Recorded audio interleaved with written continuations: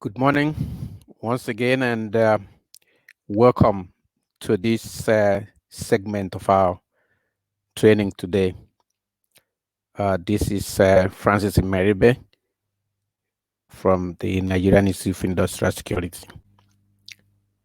The topic of our discussion at this hour is the choreography of executive protection. Before we start with it, let's take care of some housekeeping items. Because this is being recorded and will be replayed to you to view, I expect you will have your questions. I'd like to attend to those questions, so I want you to still package those questions. At the end of this presentation today, you'll be able to have my email address and my WhatsApp number, and I'd like you to send those down to me so that I will be able to respond to them, to your questions. So please do not forget to organize those questions. And after this presentation, you may also hold some discussions among yourselves, and you have some robust discussion because of the huge information we are going to provide for you now on the choreography of executive protection. Okay, let's define some key terms. There are two key words here, choreography and protection. When we talk about choreography, we are talking about step sequence, step arrangement, step design, sequence of steps, direction or strategy, etc. The other items that also define choreography. Choreography is used more, I'm sure where this term is very much more at home with people, is in dance steps and in arts. But most things we have to do in this world, including the provision of executive protection, there are steps we need to take to be able to provide those vital information and ideas that will be used to make it happen. The second word we need to discuss is protection. And protection, which means defense, shield, safety, security, safeguard, shelter, etc., etc. Our job in this presentation today is to connect the sequence of steps or arrangements or step designs with protection, with executive protection in particular. So what sequence of steps do we need to apply and walk through to be able to provide an effective executive protection? That's what we will go through today as we continue. So you will come with me as we do justice to this topic. There are 10 key steps to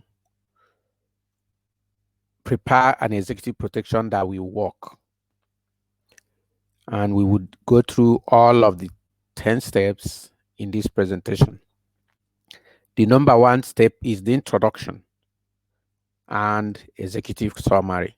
You know, one of the best ways to understand something is to introduce it and say, this is what is at the back of the mind of those who are thinking about it.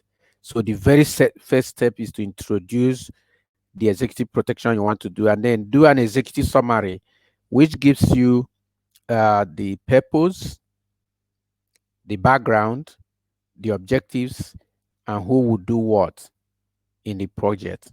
So there are 4 important aspects of this initial stage of an executive protection plan. And they are, like I mentioned, the statement of purpose. What are your reasons for creating a corporate executive protection strategy? The EP there stands for executive protection. So what are your strategies for that? What is the reason you are doing it? Why do you want to set up a strategy for executive protection? Will it improve your company? You need to answer those questions. That's, as you are introducing it, it will create answers to these questions, and your executive summary should be summarized under these four aspects. First, statement of the purpose. Why are you doing it? Will it help your company? How will it help your company?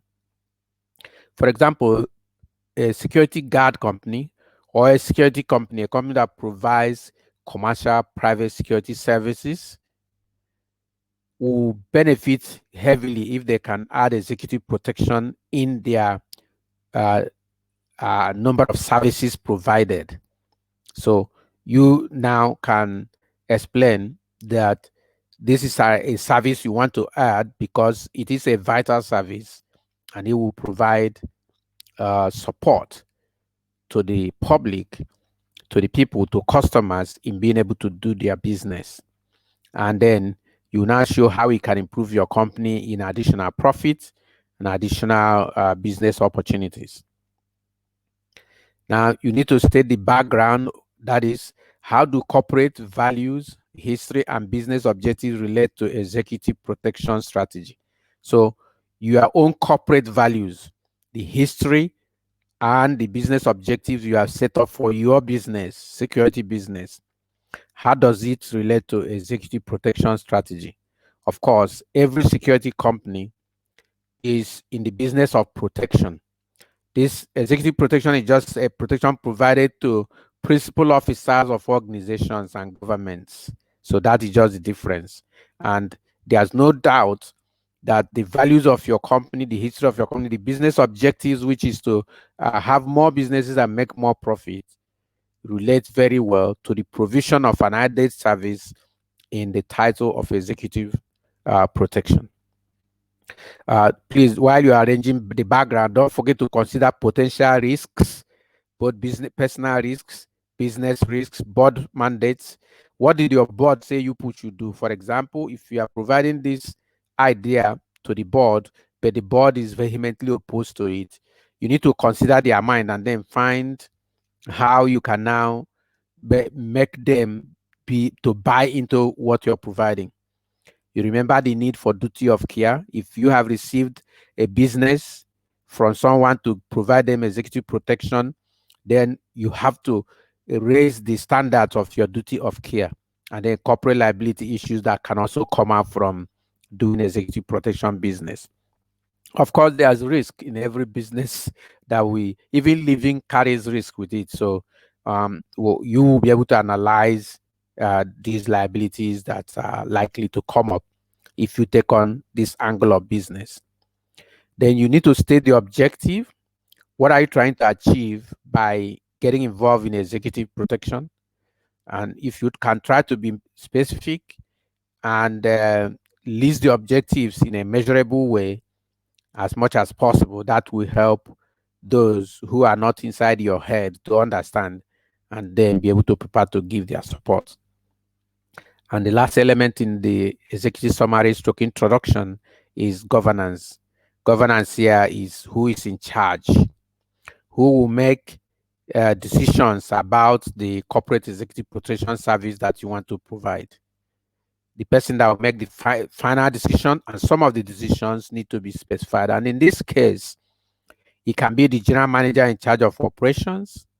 It can be, if it's a bigger concern, it can be the manager in charge of executive protection. It can be the security manager, the operations manager. It can be the managing director. But it needs to be decided in advance who makes the final decisions on this issue, because these decisions carry responsibility with them. So that needs to be established who's going to be making those decisions, so that nobody who has accepted to make these decisions will shirk that responsibility, because it should not be shaken. Everybody who accepts it should do it. That's the best standards in business. Number two, this is we are dealing with steps, the steps in preparing executive protection strategy. The second step is situation analysis. So in the executive protection industry, this is often referred to as RTVA, that is risk, threat, and vulnerability assessment. But that is just situational analysis. Now, this assessment is very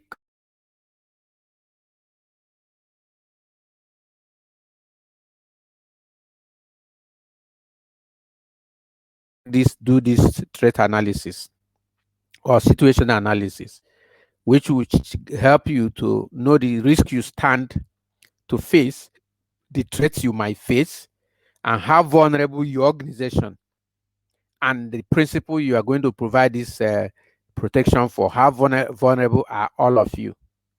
What risk does the principal face? What risk does your company face by taking up this job?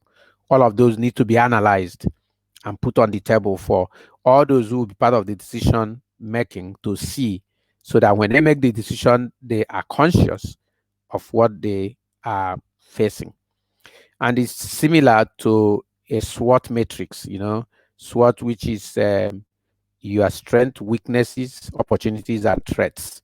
So each person is expected to have a SWOT analysis of themselves.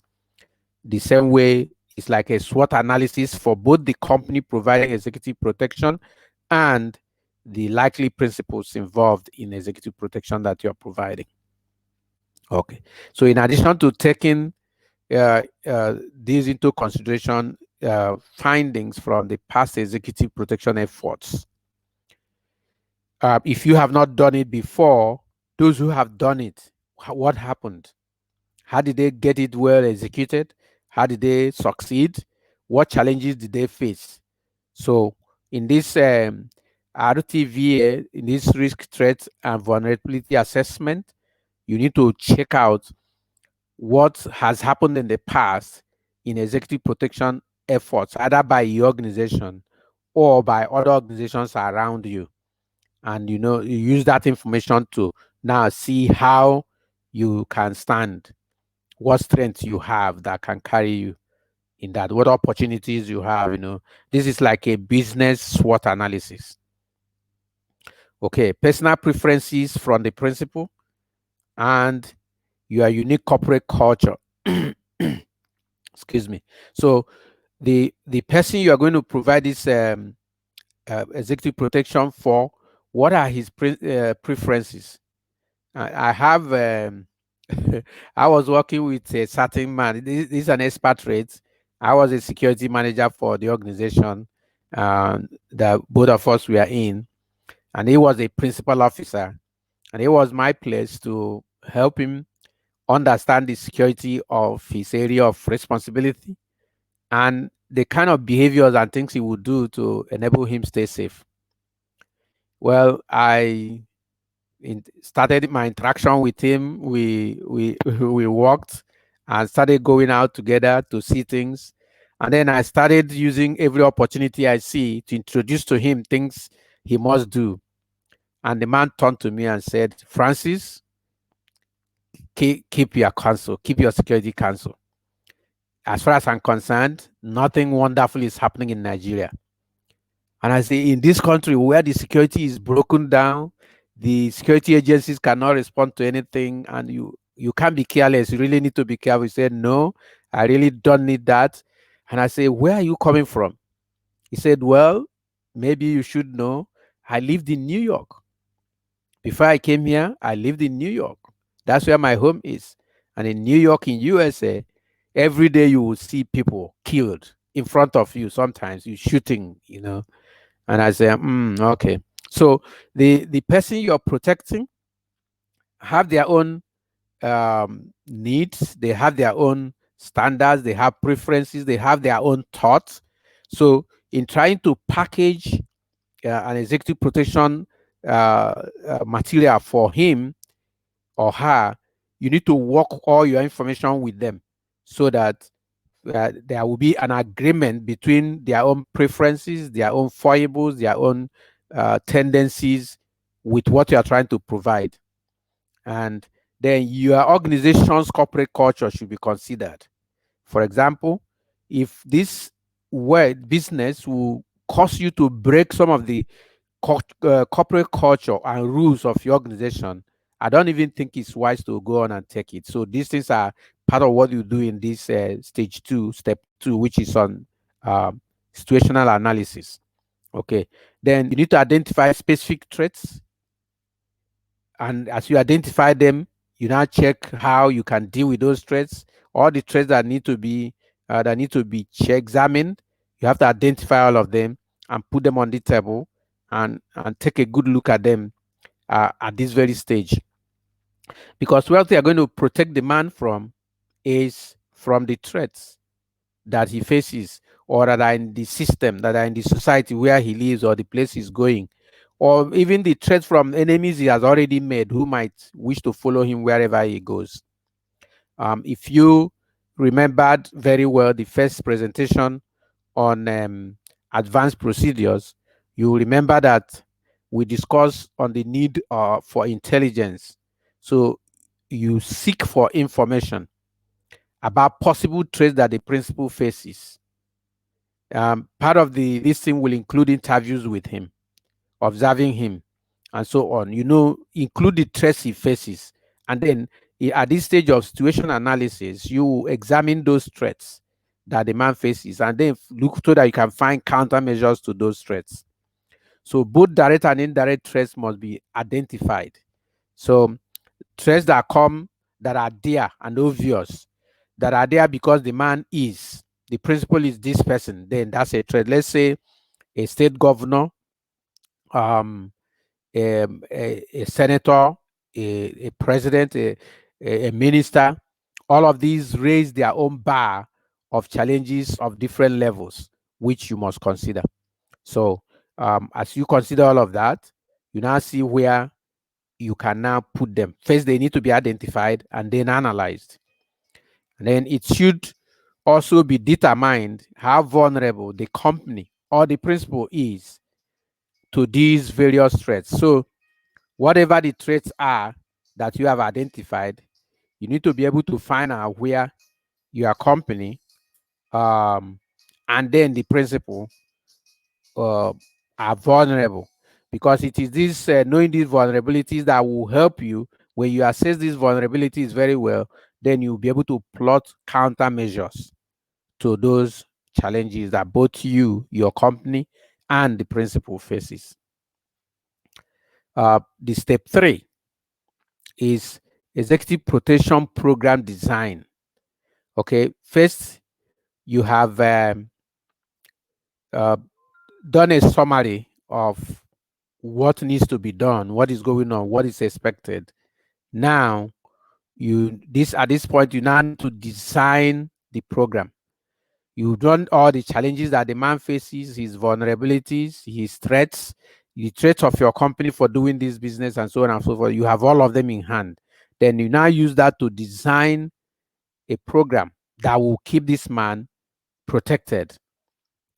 So this stage is stage 3 of the executive protection. And then what is involved is that at this stage of your strategy, you should focus on the 4 W's. Identify who the principals is to be protected. Who is that principal to be protected? Who is he? If you followed us in the previous presentation on advanced strategies, I said that the principal himself need to be studied in the process of providing information that will lead to his protection. So you identify the principal. During what time will they be protected? Is it 247? Is it only while traveling? Is it while traveling by land? Or does it include while traveling by air, by sea? Is it while in hotels, while in their home, or is it 247 all around the clock? So when is the protection you are working for prepared, packaged? What is the time for that? When is that happening? And the next one is what? And at this level, we are talking about, you describe the levels of protection, the kinds and levels of protection that are necessary for this protection. There are some levels of danger you will see, and then the level of that protection will go high. There are levels you will see, the protection will be medium term. There are levels you will see, then you have to assign 5 or more protection agents. And there are levels you see, 1 officer will do. So you need to, when you now are in this assessment, you'll be able to come to terms with what kinds of and levels of protection that is necessary. Okay, then the next one is where. The fourth W is where. Does the principal require protection at all places or only while at selected locations? So, that time we said, is it at 24 hours or is it when traveling? Is it when in a particular place? Is it when at sea, on land, on air, at meetings, or in the village? You determine where, we will find out all of these, and then you design. You need to know where you're designing this executive protection plan program for. So the where is the fourth W that is being treated here. Then step 4 is the executive protection teams and organization. The executive protection teams and the organization. So in this part, we are talking about when assembling your executive protection team, you must have a clear idea of what type of candidates you are looking to hire and what their role will be within your company. So this is one of the good things with that situation analysis and that we discussed in the previous location. So it is what you found out about the situation of this principle, and that taking care of your company culture and all and values. You now say, okay, this is the kind of people that will provide this protection for this particular principle. If the principal is a woman, that would help you decide what kind of people you provide. If it's a man, that will help you decide what kind of people to provide. So you have to decide the caliber, the type of people that you will now hire for the role of this executive protection team to form the team. So what sort of qualifications should members of your executive team, as a protection team, possess? Should they be university educated? Should they be school certificate educated? Should they have advanced degrees? Should they be security professionals who are certified? So all of these are things Then the kind of trainings they may have had in the past will all feature in this place.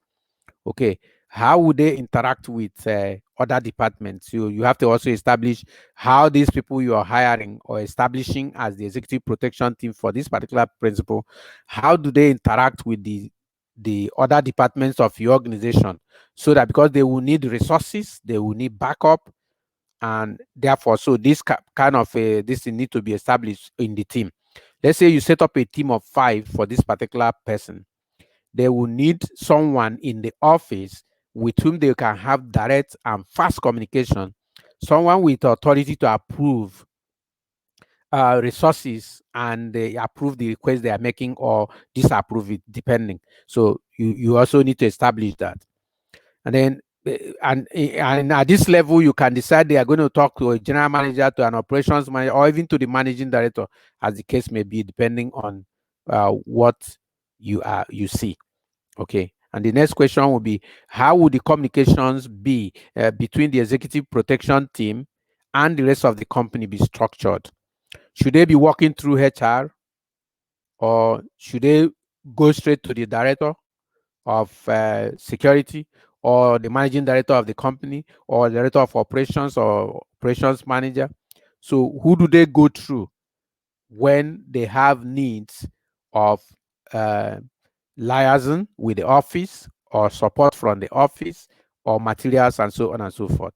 So this is what, as you are setting up this team, you think about qualification of the people, you think about the type of people you are bringing together, you think about how they will relate with other departments, and then you also think about line of communication.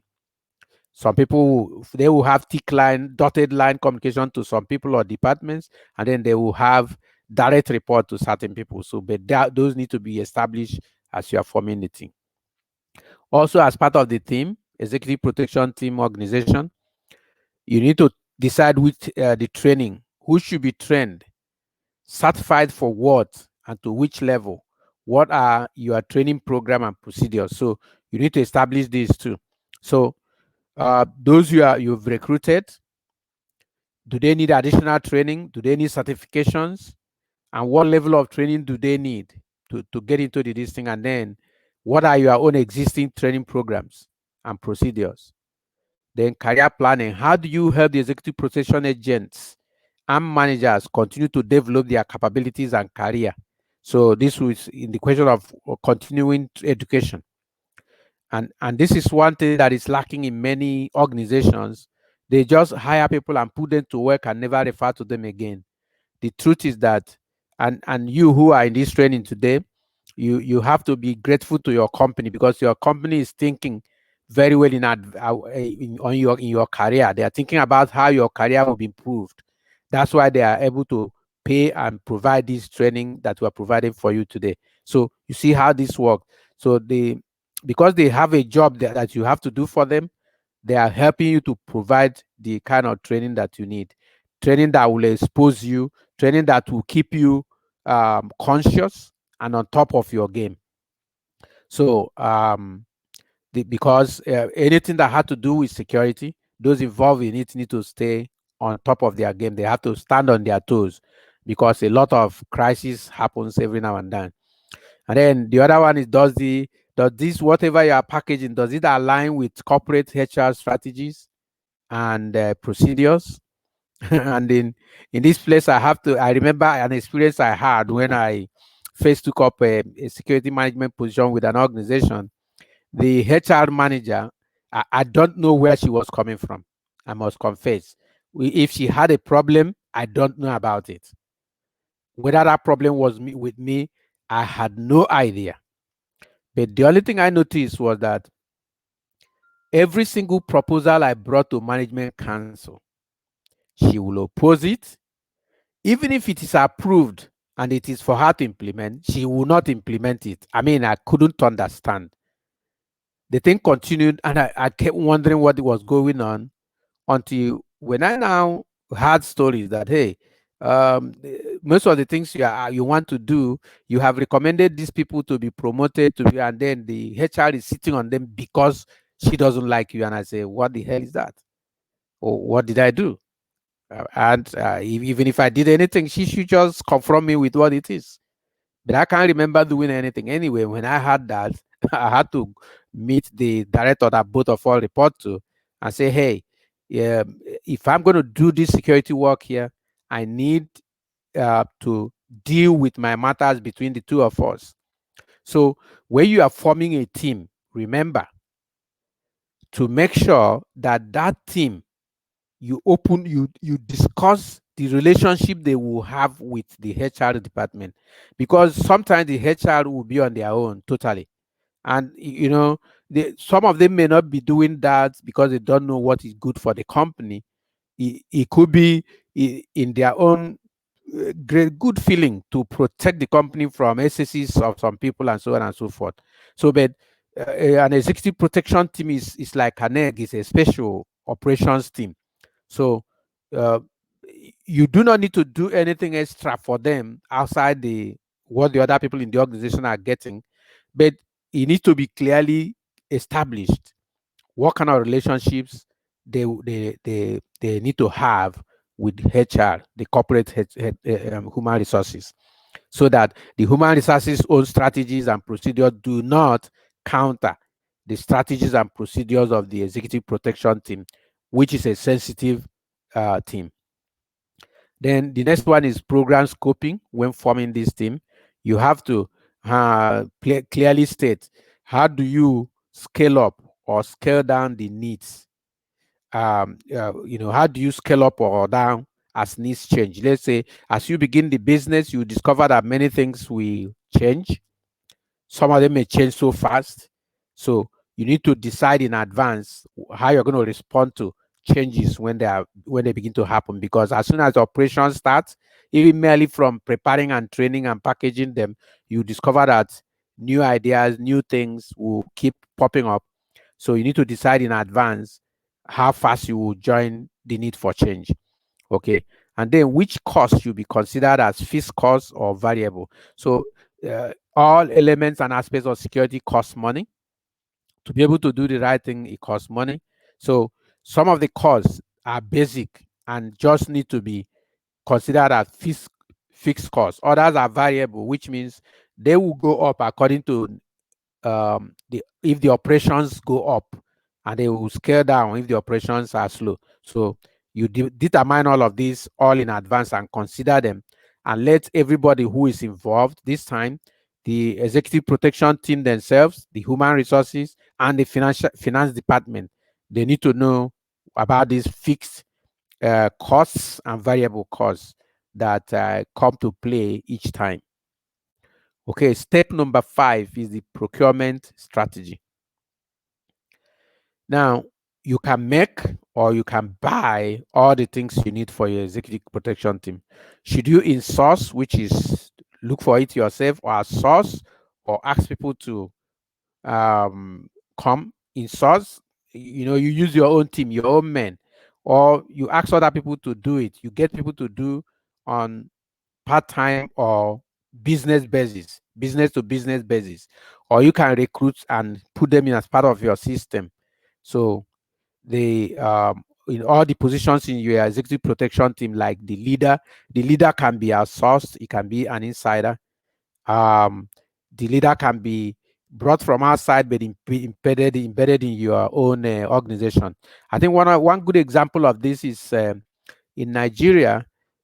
Private security companies provide armed security escorts, and some of the ways they do this is that they hire since private security companies are not carrying arms at present. The way they do it is that they hire the services of the mobile police, the Nigerian Army or Navy or Air Force, depending on which one is close to them. And then some organizations that I know have their own mobile policemen, Nigeria Police mobile policemen, embedded in the organization. Those ones wake up from their home every day and report to work in these organizations. And as soon as they have an executive protection work to do, they send them to do it. Now, both management position and the field positions, you need to decide where you're going to get them. And then both materials and equipment, you also need to decide whether you're going to buy them or make them yourself. Improvise from what you have, resources available to you. Okay, so how do you search, shortlist, and evaluate the executive protection companies you want to work with? How do you want to do that? When I worked as the international security manager of one organization, I know that I searched out for many of the private security guard companies in Nigeria, that even in Ghana, that were providing escorts, armed escorts. So I sought out for those things and I got a number of them, and then I visited them. So what I did, the way I used in shortlisting them was to visit and interview the directors and assess their resources. That's where I was able to learn that some of them have their own Nigeria police, mobile police embedded in the organization, who officially, by arrangement, report to work in their place, and from there take up all the assignments which they have been made to do. So you will decide how you are going to search for the companies you work with. I did that a number of times in the course of my own work as a security manager. Okay, now are your contract management and policies in order? So you need to develop a contract document that will contain the policies that you can allow in a contract. And all the organizations I work with always had their own contract documents. If they want to hire you as for executive protection, we pull out if you don't have your own, or your own is not satisfactory to us, we pull out our own. So you need to get that. And then if you have your own policies and your own contract management system in order, if the people you are dealing with want you to sign their own document, you will be able to read through and be sure that whatever is in it is in alignment with your policy before you sign. Step number 6 is the program delivery and maintenance. What are the standard operating procedures for all key processes? So you need to, in trying to deliver this program, each key process in executive protection must have a standard operation procedure. So we know what our standard operating procedure is in security. Is a common term in in private security, which all of us are involved in. So, but now when you are doing executive protection, each segment should have a standard operating procedure.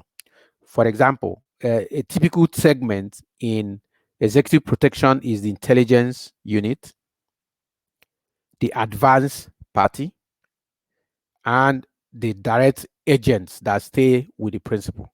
The advanced parties should have their own operating procedure. The intelligence group team need to have their own procedure. And then those who are by the body and close to the principal, who will use their body to block if there's any challenge to him, who will do evacuations, will have their own operating procedures also. And the other thing that need to happen is, how do we assess security risk in on an ongoing basis? You know, here is the issues with security. There's so much dynamism in security that what you found today, let's say you did the advanced check and the intelligence gathering, say a day or two, or even sometimes a month or a week ahead. But because things are always changing, so you need to put in place a mechanism among either those who are close body protection or the advanced party, how they will continue to source for intelligence on an ongoing basis, because things are always changing. And then, when we were talking about advanced procedures, we talked about the need for backups and evacuation plan, emergency evacuation. So now it is the ongoing change in security situation, the risk situation, the threats that are possible, that will lead you to decide what to do. So as you set up your team, you need to also decide uh, those who will watch out for anything that may counter or any new threat, any new risk that the principal or your organization might face in the process of that business. So that's what that place is talking about. And then, how do we inspect and assess the quality of our own security measures? So you need to establish this one too, because if you deliver, let's say you took up a job, your company took up a job for executive protection, and you are one of the people who operated in it. When you finish, you need to submit a report of how it all went. And in this, I will plead with all security operatives to not add any salt or pepper in that report, to bring that report blank as it happened. If there was a mistake, it is important to reflect that mistake in the report. That way, the company will be able to assess the quality of the security measures they put in place in protecting this principle. And similar situations that can help situations. Step number 7 is on reporting and key performance indicators measurement. So reporting and KPI measurement, reporting and having key performance indicators in place will allow you to more effectively evaluate the performance of your corporate executive protection strategy. So you have set up a strategy in place, you have set up your team, and they have started working. Now you need to find a way to learn about the performance, how they are performing. And the way to do that, it will come from the report of the people in the field, those who are doing the activity themselves. And then this report will be taken up by another person in the office to analyze and then see, how are the people you're sending doing? Are they doing okay? What feedback are you getting from the company? So some of the ways you can get this information you need to know for key performance indicators is through the feedback that you will get from the principal. That will show you how the strategy you put in place is, whether it's working out well, whether it is effective or not. But this is something you must evaluate in an ongoing basis. Okay. Now, at this stage, you should be looking at: one, which report should be created on a regular basis? Two, what do they contain? Those regular reports that need to be coming, what should it contain? Who should write them? Who should read them? And which ad hoc reports will be necessary? And then when should these reports be coming? Both the regular reports and ad hoc reports, when necessary. When should they be coming to you? My recommendation is that every trip Even while the men are on the trip as they are going, they should on regular basis be sending information to a designated officer at the office, possibly their controller, their manager, their director, or someone who has been designed or made responsible to become the liaison between them in the field and the office. So this report should hit that table on regular basis. And my recommendation is every hour there should be an update of what is going on if you are given a principle to take care of as an executive protection agent. You need to send in an hourly report to the headquarters, because if those reports go from what you're seeing and what you're noticing and what you're dealing with, if it becomes necessary to have a backup, they would have prepared themselves because they can see what is going on, and then that will also help them know how you are functioning. That will help deal with the first bullet there, which has to do with reporting and having key performance indicators. When these reports will help to feed these key performance indicators, and they make it possible for the company to evaluate their performance in the business they are doing. And the number 8 is budget. Like all corporate strategies, budgeting is key process in the overall development of your executive protection plan. Some people want to do business security on credit. Many years ago, I uh, I worked with some group of naughty guys, young people. I was their boss, and they told me, "Sir, it seems you people who are up there big want to run this security on credit. So you can't run security on credit. It costs money. So budget and budget department are supposed to be brought in from the beginning, because there are always budgetary concerns, and they relate to both the allocation of funds as well as the structural procedures. So let's say the issue of budget, um, many times security managers find it difficult to be able to get a budget from the organizations. And this is sad. It shouldn't happen. It shouldn't ever happen. But it does happen. They struggle to be able to get budget from the organization. Now, when you set up an executive protection team, we need to know that it is a cash consuming team, because you're going to put men out there. And of course, the person you are doing, providing the services for, will pay. And then the people who are going to give him the service need money to be on the move for fueling, for their hotel accommodation, for food, for communication, for all kinds of things, even to be able to handle emergency situations. So costs are involved in the program. So what is the program setup costs? That's the first cost you determine. And then what are the ongoing program costs? And then what are the procedures for financial reporting? How do those who collect this money to spend report them back? All those need to be established as a critical step. And step number 9 is the implementation plan. Like any good strategy, a concerted effort is needed to get it off the ground and running. During the implementation process, you should be mindful of: 1, what are the critical path milestones for developing and implementing executive protection program? Critical path milestone. So what are the things that are must do's?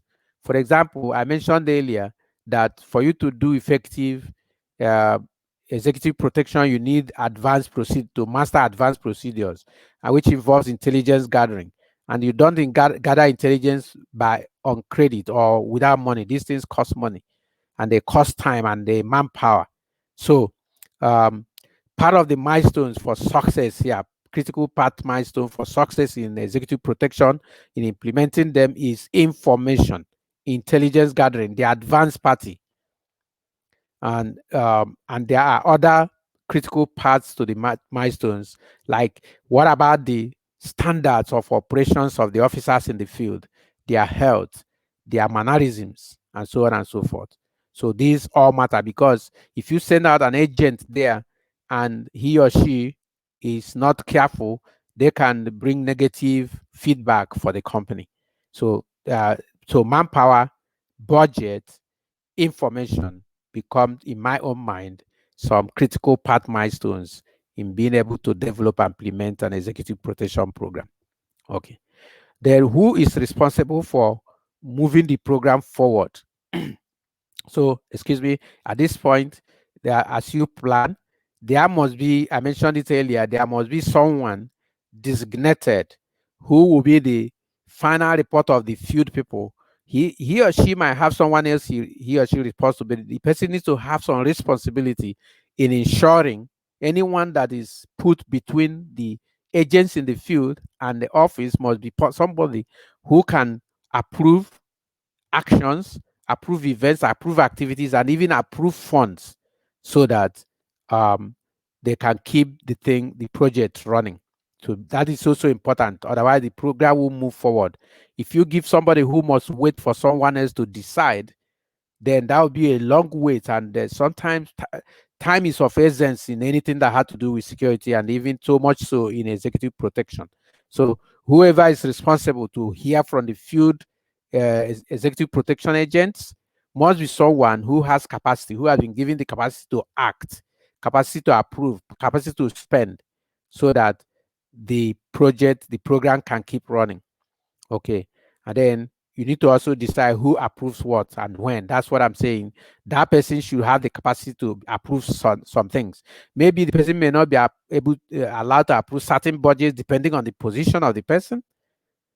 The person could be one who can approve just anything or who can approve something, and when they can approve it. And all of this can be established in advance to ensure that things run smoothly. And number 10 is the appendices and additional notes. Finally, items such as appendices and notes should be examined in order to create a well-rounded corporate executive protection strategy. So, as you go to the field and you're collecting information, you're designing, there are notes you will make by the side. There are things okay, yeah, we need this evidence. Where has this happened before? Somebody pulls it up, that becomes an appendix. Attachments and everything to the main corporate report about the report you're providing, that will be used in establishing the executive protection strategy. So all the appendices, all the notes, they need to be examined so that you can now have full understanding of what it is you're entering into. And then if there are extra information relevant to the strategy, a glossary of terms and references to resources may all be specifics that you wish to focus on. When we started today, I started explaining the terms first. So when you develop an executive protection strategy plan, there will be need for glossary of terms, so that there are things people may not understand what that word means, but if they go to the glossary of those terms, they now see where the synonyms of those sometimes used are explained, so that if he handles that document, he or she who is in charge of the executive protection project can understand it and be able to move ahead. Okay, conclusion.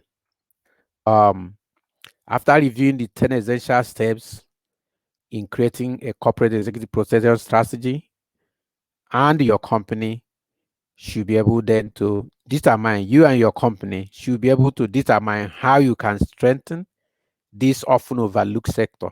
This is a very lucrative sector in business. No security guard company should ignore it. Every security providing company should think about executive protection, because in the world we have today, this is evolving. This is becoming more lucrative. So when you check all these steps, you discover it is something you can do, and your company should now pay more, you and your company should pay more attention to it and begin. So having a corporate executive protection strategy in place, even if it is basic, it will allow your company to take advantage of more opportunities and make those employees who have a flair for executive protection happier, safer, and more productive. So take it from here.